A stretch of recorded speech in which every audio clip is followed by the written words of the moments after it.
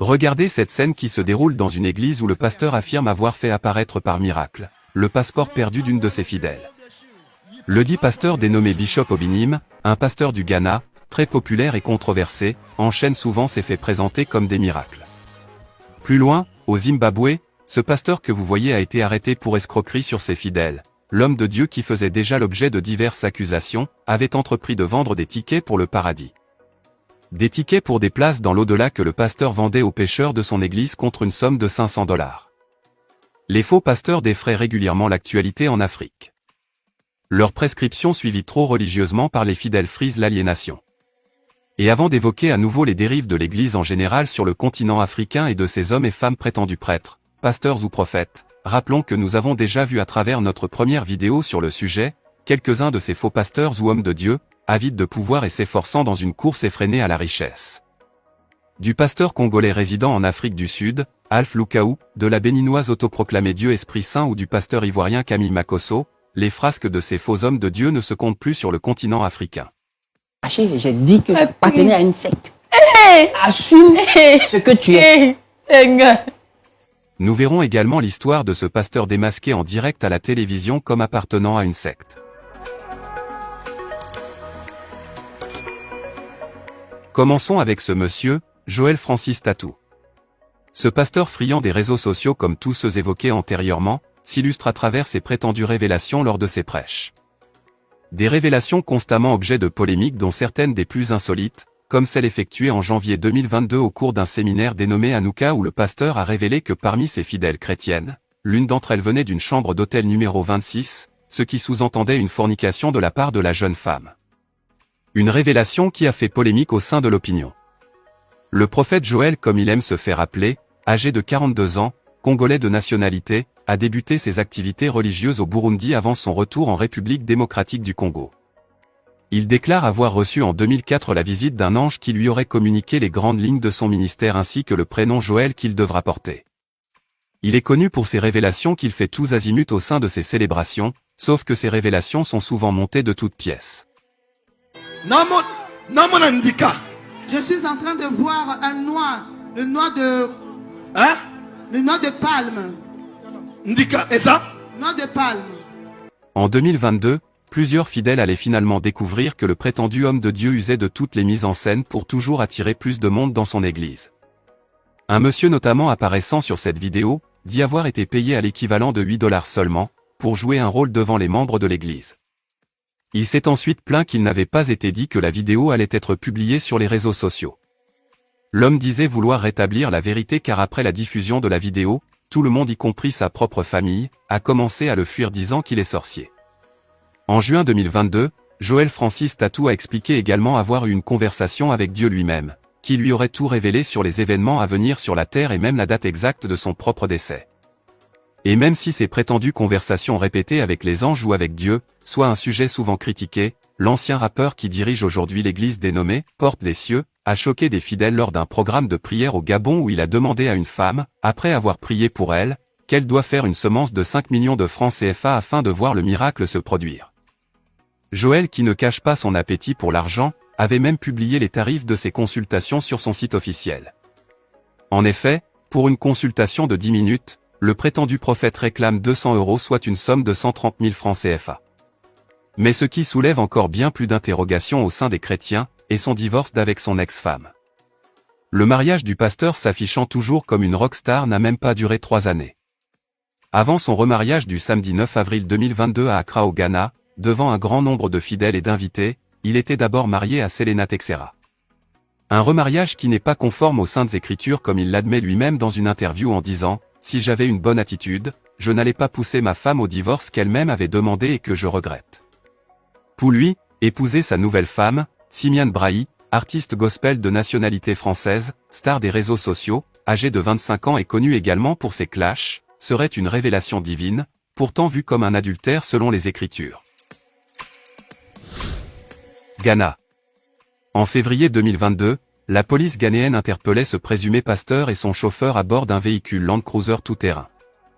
Le dit véhicule, une voiture privée du pasteur, arborait un puissant gyrophare avec des lumières et une sirène semblable à celle de la police. Le directeur des affaires publiques de la police ghanéenne avait affirmé que cela va à l'encontre du code de la route sur la circulation routière. Le tribunal avait ordonné au pasteur de retirer la sirène et le pasteur avait été condamné à une amende. Mais ce pasteur qui se croit tout permis, ne se limite pas seulement à la violation du code de la route. L'évêque Daniel Obinim est un pasteur autoproclamé et controversé pour de nombreuses raisons. Le pasteur populaire, qui se décrit comme un ange, est devenu populaire après que son église Godsway Church ait commencé à diffuser leurs activités à la télévision. La popularité de Daniel Obinim s'est accentuée quand de multiples témoignages de prétendues prophéties ou de miracles sont présentés dans des émissions de télévision diffusées à travers le pays. Mais en 2014, la diffusion d'une vidéo qui montre le pasteur marcher sur le ventre d'une femme enceinte pendant une délivrance, avait profondément choqué et suscité de l'indignation au sein de l'opinion. Amnesty International pour le Ghana avait d'ailleurs demandé l'ouverture de poursuites contre l'homme de Dieu. Et en 2018 également, le tribunal d'Accra a infligé une amende à son église après que 2 jeunes amants aient été fouettés à l'intérieur de l'église, la scène diffusée dans une vidéo devenue virale en 2016. En 2020, Daniel Obinim est arrêté par le département criminel de la police d'Accra, accusé de publication de fausses nouvelles et de falsification de documents. Mais bien avant, l'homme avait déjà été arrêté en 2013. À l'époque, parce que critiqué à l'antenne d'une radio dans une affaire de scandale sexuel l'impliquant, le pasteur et ses proches ont attaqué la dite radio et blessé le personnel. Ils étaient accusés de complot en vue de commettre un crime, d'entrée illégale, de dommages à la propriété privée et d'utilisation d'armes. Daniel Obinim affirme par ailleurs à ses fidèles avoir le pouvoir de se transformer en objets ou en animaux. Dans son garage, le pasteur affiche fièrement ses voitures de luxe dont une Rolls-Royce. Les faux prophètes ou faux pasteurs se caractérisent par le fait qu'ils chatouillent les oreilles de leurs auditeurs de propos agréables à entendre, leur faisant croire que tout ira bien pour eux sans qu'il ait à changer de conduite pour revenir au Seigneur. Mais également de leur faire croire qu'ils sont choisis par le Seigneur pour opérer des miracles à ceux qui viendront à eux.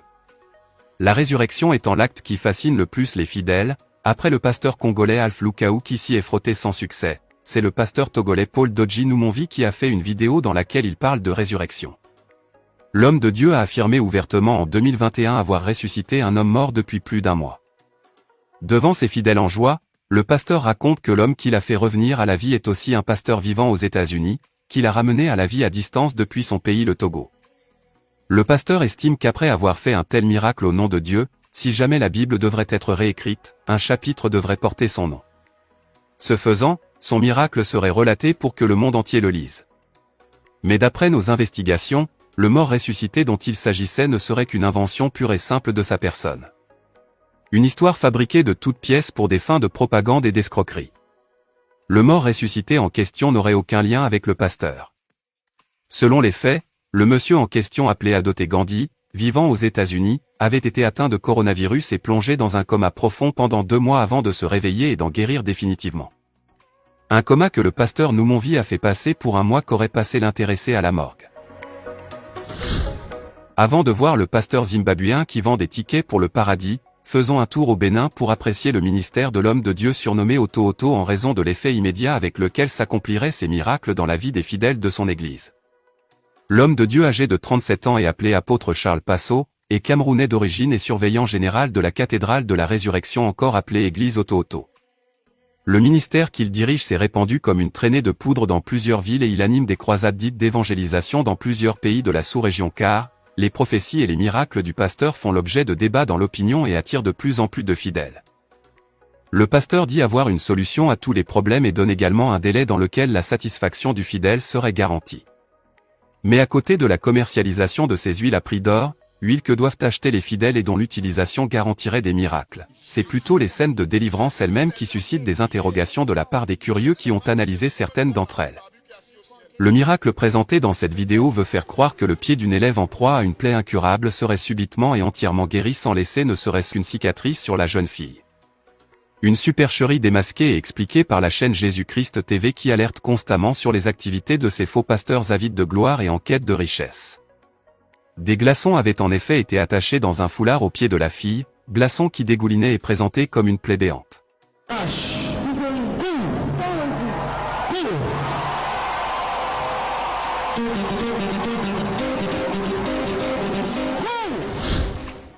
Lumière du Monde Télévision LMTV, est une chaîne chrétienne diffusant du contenu à l'endroit des chrétiens du monde entier mais également pour des citoyens de tout genre et de toute confession religieuse. La chaîne de télévision reçoit dans l'une de ses émissions des frères et sœurs en Christ confrontés à des difficultés diverses et aide ces derniers à progresser dans la foi et à trouver des solutions à leurs problèmes à travers des conseils ou des recommandations des hommes de Dieu présents sur le plateau.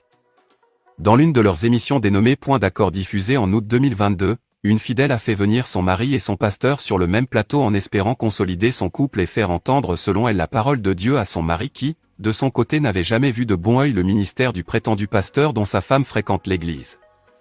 Le mari de la femme qui n'a visiblement pas du tout apprécié que sa vie privée fasse l'objet d'une émission, n'a pas tardé à révéler que le prétendu pasteur et lui se connaissaient, car fréquentant tous les deux la même secte. Une grave accusation que le prétendu pasteur avait du mal à démentir. Il a longuement erré dans ses propos avant de fuir le plateau de télévision avec des menaces à l'endroit de l'animateur. Depuis quand? Vous le connaissez? Il est mente? Je suis un homme de Dieu. Il vient de le rappeler. Oui, et moi je suis le pape. Non mais, Patrick. Paul et moi on se connaît, ça fait des années. Pasteur Paul, il vient de le dire. C'est mon père. Laisse-moi cette histoire de père spirituel. Ce monsieur-là, c'est un sectaire. Oui. C'est un Moi quoi? et lui, on appartient à la même secte. Posé. Tu es arrivé. Est-ce qu'on vous a, est-ce que vous a manqué de respect, pasteur? Tu viens te descendre. Regardez-moi ça. Papa Paul. Tu m'arrêtes cette histoire de papa là.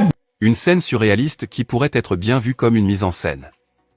Mais si ces faits sont vraiment avérés, cela montre combien de fois ils sont nombreux à cacher aux yeux de leurs fidèles, leur vie parfois obscure et lugubre, empêtrée de pratiques occultes et sectaires. Voyons ce dernier pasteur de cette seconde vidéo sur le sujet. Le 28 juin 2018, le pasteur Tito Watt était arrêté par la police zimbabwéenne pour crimes financiers. Le pasteur demandait à ses paroissiens de l'argent en échange de tickets leur ouvrant les portes du paradis. Ce faux pasteur réclamait aux pécheurs de son église de payer une somme de $500 afin d'acquérir un laissez-passer pour la maison de Dieu.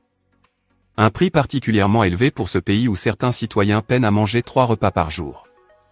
Pourtant, il serait des milliers à avoir fait confiance au pasteur Watt et à sa femme. Interpellé par la police pour crimes financiers puis interrogé, le pasteur a déclaré se sentir persécuté parce qu'il fait le travail de Dieu.